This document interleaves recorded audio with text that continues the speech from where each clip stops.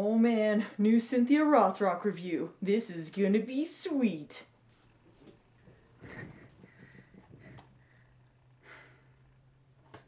I'm tired of doing these Rothrock reviews alone. Cynthia Rothrock isn't just for me, she's for everyone. I should review this with someone who has refined tastes, someone who appreciates the value of a truly horrible movie, someone who's just as enthusiastic as I am.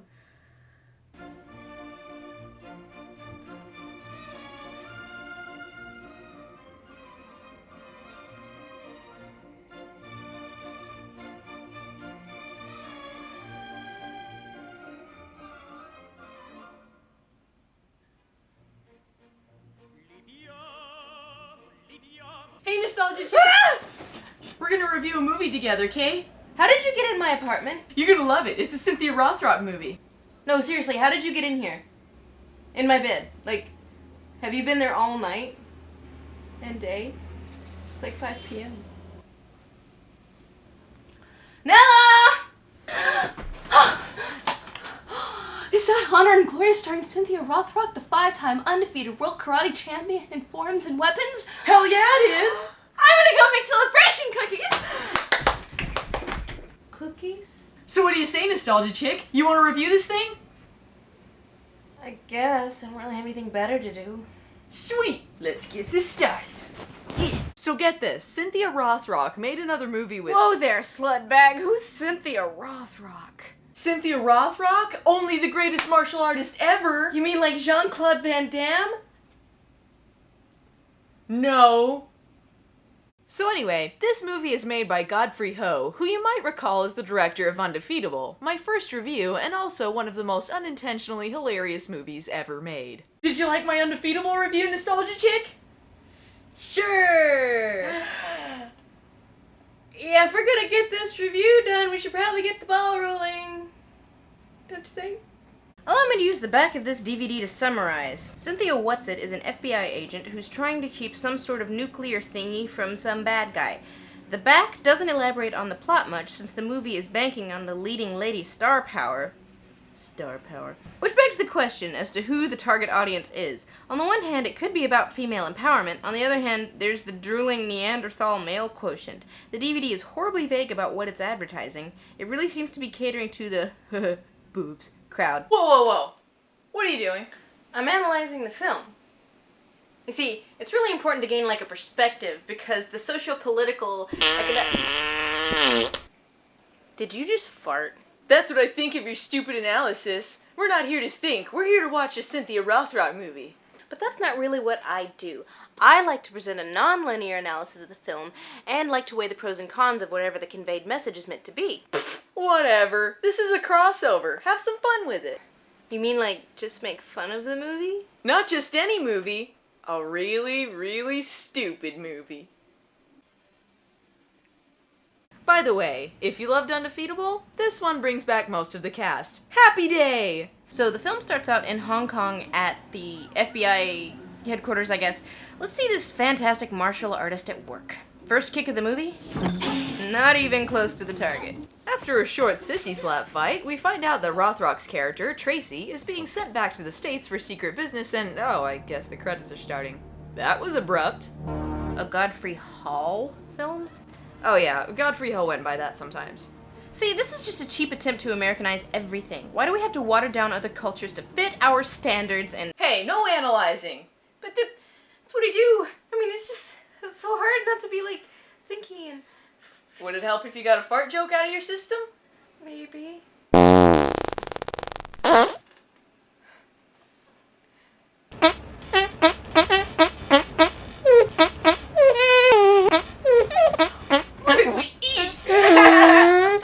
So far the pre-credits have featured asking the one guy out to dinner, and that's it. What an intro! As far as the real plot goes, a nuclear key has gone missing and some bigwigs talk about it. But how do we know what countries we represent? Don't worry about it. We've got these convenient little flags here. I feel like the scene would be better described in a reenactment. How's that look? Oh no! We lost the key to our nuclear missiles! Man, that sucks. My bad.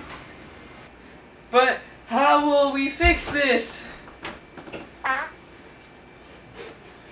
Don't tell anyone.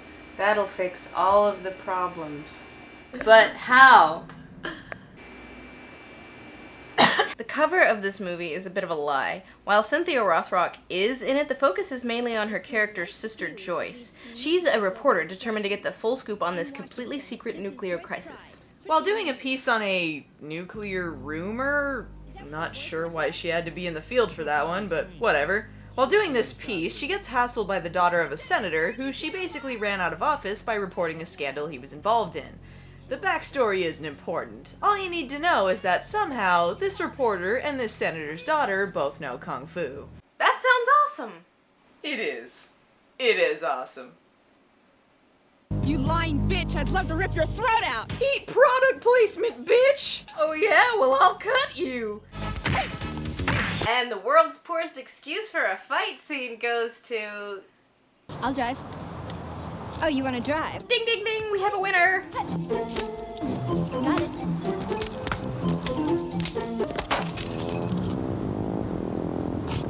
The best part is that they actually use the wah-wah music for that. LOL! It's here where we're introduced to our villain, an evil banker named Jason Slade. You can tell he's evil because of the evil way he talks. I scorn the media's lies about me and our bank. I am chairman of the board for life. Only death can retire Jason Slade.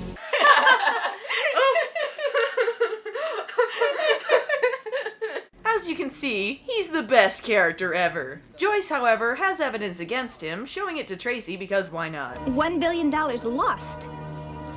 Sounds like you and your checkbook. Embezzlement is fun! You know, you chase honor, I chase glory. Wow, that was barely shoehorned in. Mr. Slade, I'm Mercer Poole with the Washington Star. Would you care to comment? No comment, no reporters. Is he serious? Look at his tape thingy. There also appears to be a love story subplot between Jason and his bodyguard Jake. I do feel safe around you, Jake. Truly I do. Do you know why? No, why? Why? Because we graduated from the same community college acting class, of course. You know what this movie needs? A hard-hitting reporter seeking the truth. Yep, and Joyce is on the case, and she brought some ass-kicking with her. Is that what bodyguards are for, Slade? She couldn't possibly catch up to him. Look how casually he's walking away. You know, I'm not entirely sure reporters are allowed to assault people. Must be part of the Everybody Knows Kung Fu Code, Section 19, Article 46. Joyce meets up with Sifu, her father figure who taught her Kung Fu. You know, just adding gray streaks to his hair doesn't make him look old, right? Hey! Great! Listen, we just let him hang out here. It's best you don't give him eye contact. You always wanted to practice with your kung fu sister, right? Yeah, Sifu. Man, you know, that's really embarrassing when you do that. Look out. Too slow, Mickey. Haha, what an asshole. Can I take you out to dinner tomorrow? I'm sorry, Mickey, I'm busy. The day after tomorrow? Shut up, Mickey. Next, we continue to see the genius of Slade's character. Not only is he a cartoon villain, but he manages to say all of his lines with as little emotion as possible. The result is nothing short of hilarious. For example, this scene. Slade's all like, "Hey dude, you suck as a banker." And the guy's like, "Yeah, but I helped open this place." And he responds with, Those doors you helped open, they swing both ways.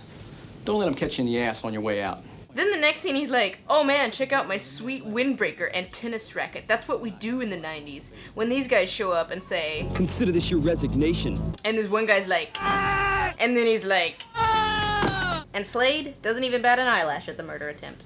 Epic acting, man. He comes off a bit like he's narrating an instructional video. Times have changed. The business world today is a vicious place. It's full of sharks, and Williams is weak. I built this bank from the ground up with those old fools, and we have never had a scandal to this magnitude. When this thing blows over, the publicity is going to be great for the bank. That didn't really solve anything, but okay. We then get 2 minutes of Joyce imagining she's training with Sifu, which I guess is the same thing as actually doing it. Excuse me, what's the point of this scene? Oh, you know. It's pointless padding scene time. Bing! I don't cater to pointless internet memes. Quite taken. Since he was impressed with Joyce's fighting when she wanted to interview Slade, Jake shows up at her house to ask her where she trained. You're telling me you found out where I lived. You came all the way over here. You broke into my house to ask me where I study? Well, it sounds kind of silly when you put it that way. Jake is convinced that Slade isn't a criminal, and he leaves, all offended. Yeah, I can't believe she insulted you and your boss after you broke into her house, that bitch. Is he wearing heels?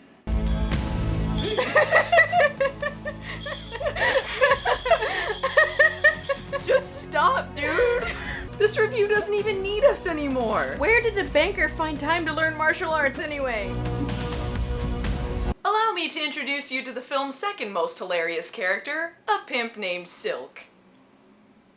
That's right, it's the partner cop from Undefeatable, and he's so ridiculous, even Slade seems annoyed with him. Silk, I'm not interested in the details of your social climbing. What have you got for me? There was a Bulgarian general who stole the trigger. He smuggled it in a diplomatic pouch to their Washington embassy. It's here. At last. At last, my villainy has come to its fruition! If you get it for me, I'll pay you $5 million. But if you fail, I'm gonna peel your testicles like grapes. Good one, grapes. Hi, Arlene. How's tricks? Not so good. Oh, too bad. Oh well, back to being a prostitute, I guess. It's for you. Hello. What does it take to win your business today? Look. He'll have the money, okay? Okay, I'll give you that and 50% discount. Can we close the deal today? We're ready when you're ready. Can I place your order today? You know you can trust me. Great, thanks. We appreciate your business.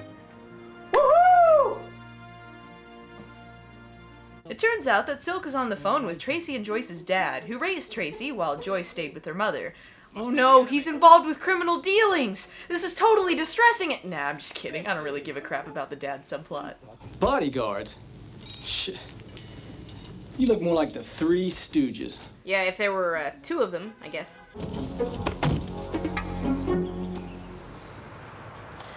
Dragon! Took you a second to notice that, huh? Liu Kang is here to help her out and continue to have no personality. So, Tracy finds out that Slade is planning on buying the trigger. Why? Well, 'cause he's evil. Can't you tell? Tracy and the dragon are so well hidden that they're discovered immediately. Luckily, the two of them are able to beat the bad guys off. I mean, not in the sense of... You know what I mean. Tracy goes to Silk to find out where the trigger is being delivered. Oh man, she can't catch him! In the meantime, Slade is up to his usual antics of being a douchehole to everyone when Mickey thinks he can save the day. Fucking Mickey. Well, I'm sure nothing bad's gonna happen to him. He's the best character ever. Tracy, this is our little kung fu brother, Mickey. Mickey, I'm sorry. Well, no hard feelings about the beating. And here's some more notable quotables with Slade. Silk, do you know an atomic trigger from a Bulgarian dildo? Because I don't. I am like a god. I piss on you from a great height. Somehow, the man manages to both over and underact. After that, someone manages to steal Slade's money for the trigger while also being followed by Mickey. Fucking Mickey.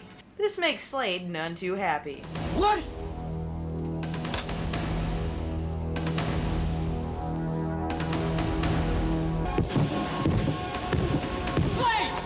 I don't know what the hell is going on here, but if you keep this up, you're gonna kill him, and I won't be a party to murder. I order you to shut up! So long, Silk. I too have known the pain of losing a loved one to a bed of empty boxes. Your pimp hand was strong. Rest in peace. And spin that cheese. Jake begins to suspect that maybe Slade is not entirely on the up and up before he's kicked out. Slade is up to no good? No! Well, let's just hope he doesn't tell anyone about that whole murder business. It turns out that the money was stolen by Tracy and Joyce's father, who was working with the CIA the whole time. But Mickey is on the case. Fucking Mickey. Since the money for the trigger is a little bit on the stolen side at the moment, Slade has to kill time with his potential buyer, the whitest Arab who ever existed. Jake shows up to give his 2 weeks' notice, which might not be the best plan once you've seen your boss commit murder. Slade seems pretty fair about it, though, introducing him to his replacement. If you ever bother Mr. Slade, I rip your heart out. He's been replaced with a worse actor. No! This is followed by a green bean battle. No, really. Oh.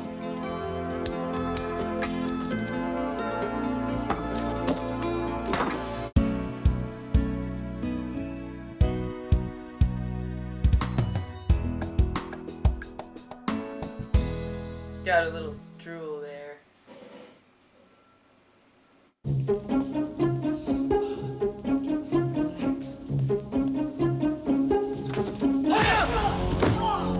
Where is the tape? We shall take it back to the mothership. What are you talking about?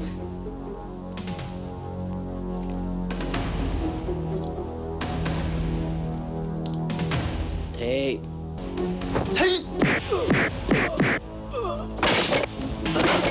Yay! Celebration dance!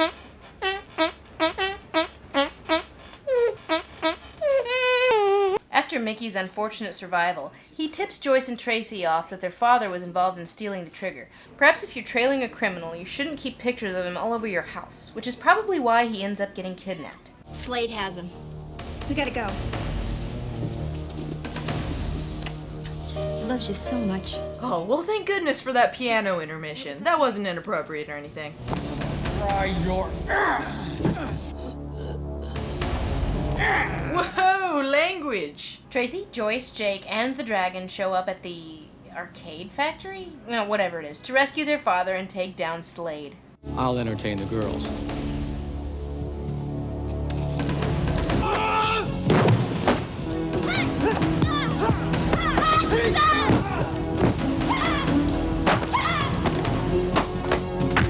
They're really using that same scream 3 times in a row? Come on, movie! Alright, all is one!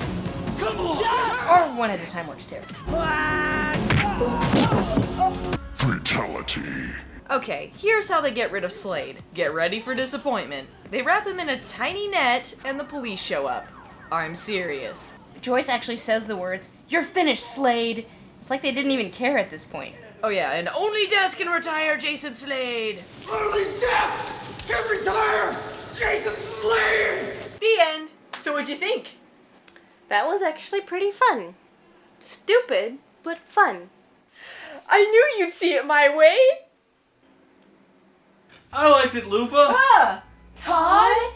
So, like, you know, like, I know you like movies, so I was thinking we could take you, like, I could go out to a movie or something, or we could go out, like, to eat, like, I don't know, like McDonald's if you don't have much money. I can pay. We can go to, like, a restaurant, or I got some CDs you can listen to. Like, you know, we don't have to listen to it, but, you know, if you want to do that, or, you know, I don't know what kind of things you like to do. Like, I don't know, maybe you could think of something like, oh, God, I'm gonna throw up. Todd, I wouldn't go out with you if you were the last man on Earth. No, scratch that. The last creature on Earth. The last animal on Earth. The last cell on Earth. I wouldn't touch you if... You don't understand it like I do. What the hell?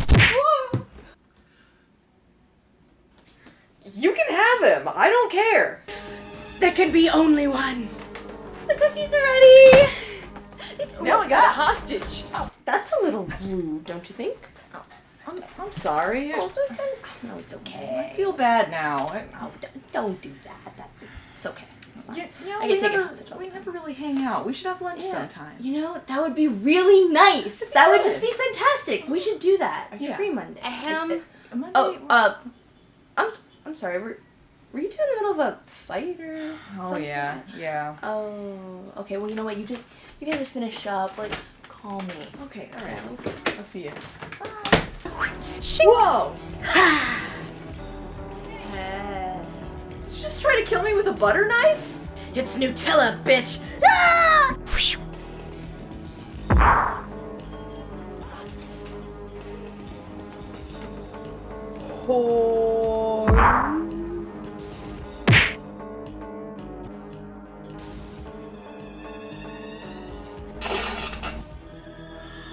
You bitch!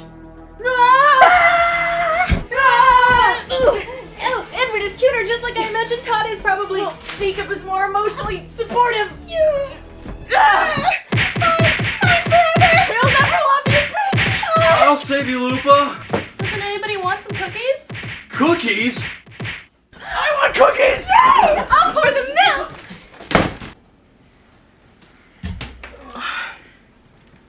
Well, that was stupid. Yeah, I feel kind of silly now.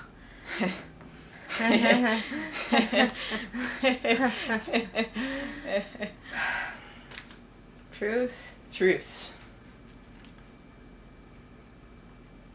One day, you whore, I will avenge the dignity of my love. One day. Green bean battle. Yeah, this is getting kind of awkward. Yep. Go ahead, try one. I thought you said you made cookies. No, no, here, no, just have one. Go. Well. Is that chocolate and butterscotch? Yeah. This is amazing. I know, right? I know. Best recipe ever. Cameo. Cameo.